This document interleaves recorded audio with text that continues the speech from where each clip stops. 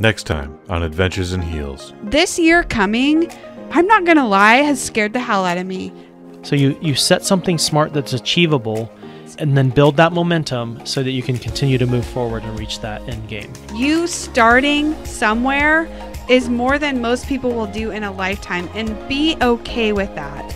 You're just taking baby steps in your life to entrepreneurship. You don't even know what you want to do yet. That is okay. Have grace for yourself. Adventures in Heels, Mondays, twice a month on thebosley.net. It's going to propel you.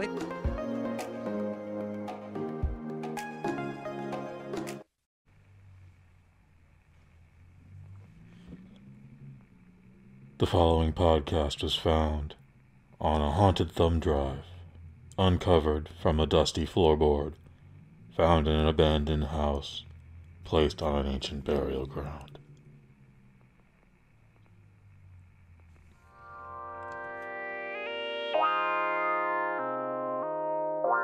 My man Junior on the motherfucking beat with some straight up heat. Kush Hay Show. Kush Hay Show. The Kush Hay Show. The Kush Hay Show. Microdose. What's good, y'all? Kush Hayes here, coming to you with another episode of the Microdose, established in 2017, and there is a reminder. Remove Dark Waters Medium. Computer, thank you. Anytime. Happy Thursday. Computer, cancel. As highlighted in the last two microdoses we released last week, I was at the Unnamed Footage Festival Part the Third, hosted by the good folks at the Overlook Theater and the Overlook Hour podcast. They've been doing this thing, as you can tell, 3 years now. We've been to all the events. It's a marathon. You gotta do your stretches. You gotta eat properly. You gotta know what's okay to drink and what your pace should be. This weekend, while I was not for all 4 days, the 2 days I was at, I saw 15 features. And that's not including the short films, and that's not including the 2 days that I missed, which I think is just another 4 features. Movies I would like to highlight, the ones that I definitely liked. From Mexico, Andres Kaiser did a faux documentary called Feral, about a priest who finds a child in the woods. He's got no family, no parents, looks like a wild animal. Feral. It's a well-paced hour, 41 minutes. It's all in Spanish. I think that helps it. I think needing to focus on subtitles keeps your eyes and your attention on the screen. Feral was fantastic. Skyman, brand new feature, 2020. It's a very nice, tight-paced hour, 30 minutes. One of the co-directors of the Blair Witch Project, Daniel Myrick. Instead of a horror film, it's definitely more of a family film. The best comparison I could have to it is Close Encounters of the Third Kind, because he makes every character in this likable. You like all your main characters. There's no death in this movie, I'm happy to say. It's about a young man who claims to have crossed paths with an alien when he was 10, and now that his 40th birthday is approaching, he is persistent that they are coming back to pick him up. It's definitely a movie about family. It's about loss. It's about holding true to your beliefs. Very good movie. We're going to scan over to Friday's double feature main event. Murder, Death, Koreatown. This is a story about a guy who witnessed the cops cleaning up a murder across the street from him, and just through his cell phone he just goes deep into this conspiracy that may or may not be a thing, but he slowly just goes mad. Big lore about this film going into the festival is that it was submitted anonymously. There's no notes, no details. There's apparently a website, but again, no notes, no details other than what people who have seen this, it's only what they're adding to the conspiracy. The murder that's surrounding this film, you can find that on public record. But again, the gentleman taking care of the footage, he goes crazy and descends into madness. The Lost Footage of Leah Sullivan, 2019, 84 minutes. Again, very well paced. I appreciate the runtime. Directed by Bert Grinstead and produced by Anna Stromberg. Solid little horror movie. Lots of little creeps. Again, it's, comparable to the Blair Witch Project, where we're investigating a murder. I'm unsure if she's a film student or if she's a would-be journalist. But this woman, Leah Sullivan, and this local cop just go investigating this long, unsolved homicide. And what you know, spooks and specters. I enjoyed the pacing of it. I enjoyed the story. I actually like the characters in this too. Yeah, no one's an asshole, but they definitely make some foul choices for the sake of this story. I would say my biggest complaint about the movie itself is that Leah Sullivan was distractingly pretty. It's a weird thing to complain about, but just the entire movie, this woman is very pretty. However, if you do get your hands on a copy of this, very good film. Check it out. I think my favorite movie was Noroi the Curse, 2005 faux documentary out of Japan. This was billed as the longest found footage film in the festival at under 2 hours. And yeah, it's a little lengthy. However, there's not an ounce of fat in this movie. You need every frame of it to tell its story. I'm not going to go into it, but again, it's Japanese, so we're talking subtitles here. We're talking you gotta focus on the screen. It plays the documentary role as straight as it can, and then only when something spooky happens, like, it doesn't try and hide the shot, like it'll just linger on the glitch in the screen, on the specter hiding in the background. When the camera turns to night vision, oh my god, that's the creepiest thing you may ever see. Solid movie. I would actually like to maybe even put that in my personal collection. But Noroi the Curse, I think, was the best movie in the entire festival. Directed by Koji Shirashi, if I'm saying that correctly, I hope I am. He would actually have another feature they play later that night, A Record of Sweet Murder. I did not like that one, if not as much at all, but we won't go into that. And while not a great movie, I appreciated UFO Abduction. 1 hour, 6 minutes, directed by Dean Alioto. Dean Alioto would actually do a small Q&A at the end of the movie, and you appreciate not only him, but his work in this so much more when this guy is just 1000% transparent. He's not trying to be coy or clever or anything. He's just like, hey, me and my friends went into the woods. We filmed this little movie in 1989. I was trying to sell it around. I had no luck. And then all of a sudden I did have luck. And fantastic. What it is a family on Thanksgiving. The brothers go off into the woods with their huge VHS camera and they discover an alien ship. And they run back. And as I'm watching this, for the first 20 minutes, I'm bored off my mind. But there's a familiarity about it. I'm just like, what is this? Like, why? I feel like I know this movie. And then when we get to the actual aliens, like, I 100% know this movie.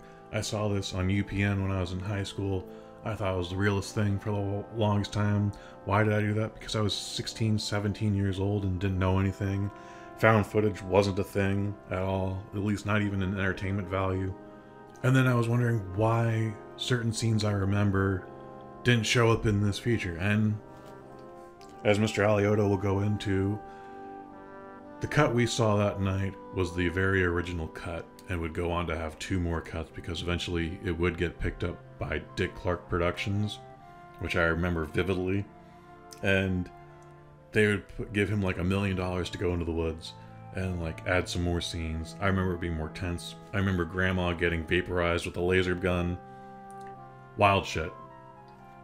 So for the nostalgia purpose, I appreciated UFO Abduction so much. I was glad they added that to the lineup. Having said that, it's still a very long 1 hour and 6 minutes. Oh. I need to give the Found Footage Festival my sincerest apology. They debuted a movie, it's only 40 minutes long, called Peepin' Tommy. The director, James Schmitz, was there. There's a weird note in here that says this was only 6 years ago and filmed in 2014. It's actually... maybe that's when it was filmed, but the movie takes place in 2004. That's what the timestamp is. And Mr. Schmitz went down to gritty San Francisco. He hung out in the Tenderloin. He's actually inside an old strip club that doesn't exist anymore, the Market Street Cinema. Like, you're not supposed to film in there, but you pay anybody enough money and they'll let you do whatever. He's literally filming inside the strip club. He's in liquor stores. He's on the corner. They're like, he's created scenes and used locations that you just can't fake. And it's got this very heavy noir feel to it, and you don't know exactly where it's going, but you're in for the ride. The average viewer who sees this isn't going to affect them whatsoever, but it bugged the shit out of me. We get to a scene where the main character, Peeping Tommy, uses San Francisco's local subway. And we have two. We have BART and we have Muni. Neither of them look the same, and they don't look like any other subway system in the world. Just the fact that the shot exists. Again, this isn't a real documentary, this is just a movie. So, while the obvious answer is probably Muni just said, no, you cannot film in our subway, I wanted to know why, or at least wanted to hear that much. And during the Q&A, the gentleman, he's just not being upfront. I felt like he was just trying to play into the role that I found this tape. I don't know what to do, you know. I tried to bite my tongue, I tried to bite my tongue, I tried to bite my tongue, but finally, who's got questions? And I didn't ask a single question this whole festival, guys. This was probably super rude of me. So if it was, my sincerest apologies to the Overlook Hour and the Unnamed Footage Festival. That's like, so why didn't you film on Muni? And I got a reaction. There's several chuckles in the back. They clearly had the same question. And the gentleman's not on trial. So when he didn't answer my question and only answered me with another question, I just let it go. But the obvious answer is probably Muni said, no, don't fucking film in our subway. And if he just said that, I would have let it go. There's another scene that declares it's Stevenson Alley. It's not Stevenson Alley. It's a sound lot, or a sound stage. It looks like a sound stage. I don't know. The alleys can all look the same. This doesn't look like any alley in San Francisco. And I didn't even bring that up because, again, just a movie. But whatever. Our MC, and in the program booklet here, it'll say this is a San Francisco you don't recognize. It's not the San Francisco that we know today. Only in the sense that the Market Street Cinema isn't there anymore. I mean, those liquor stores still exist. Those street corners still exist. You didn't get any sweeping shots of the skyline. It's pretty rough and gritty. Like, if you don't recognize any of this, it's because, well, you never went to the Market Street Cinema. That's not a bad thing. You don't hang out in the Tenderloin. That is also not a bad thing. You don't take Muni. That is not a bad thing. So, but the whole, I don't recognize this San Francisco, it's the same San Francisco. That's just another little thing of mine, but... Unnamed Footage Festival 3. Looking forward to UFF 4. Hopefully I'll be a guest again to that. But I appreciate what these guys do. This shit is hard. Running a live event is hard. Alright. And these guys did it 4 days in a row. Like, one 3-hour event is hard. This is a 13-hour event, just one day. So, my hat's off to the Overlook Theater, the Overlook Hour. You guys are the best.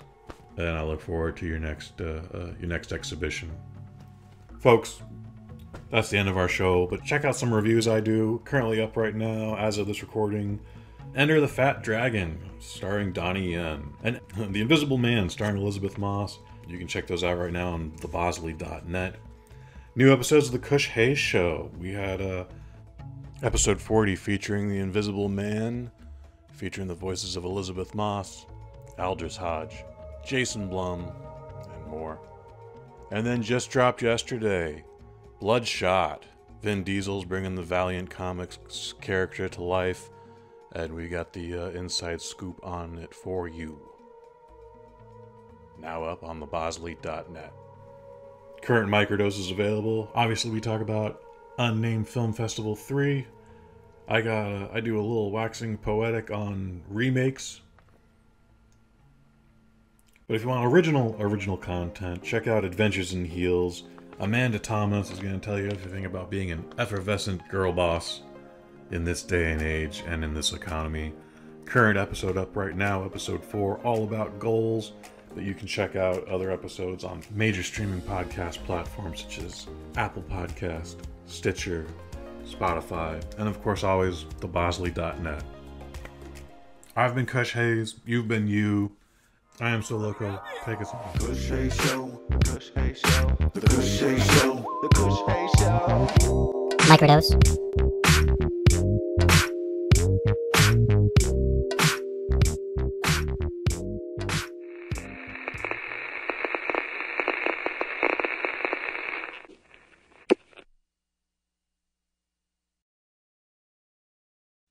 thebosley.net. Sit, Bosley, sit.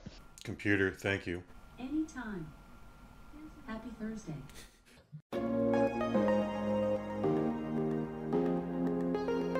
Life is so short. From thebosley.net. Welcome to the Adventures in Heels podcast. Adventures in Heels. I'm so excited to be here with you today. Hosted by Amanda Thomas. I've been a business owner for 5 years. I'm going to be really vulnerable with you guys on every episode. Curated specifically for savvy women with impeccable taste who want to have it all while owning their own business at the same time. Was I ready? No. Was I scared to death? Yes. But it's the best decision I ever made. New episodes available every other Monday. Follow your dreams. Available on iTunes, Stitcher, and thebosley.net. Yeah, it's going to be fun.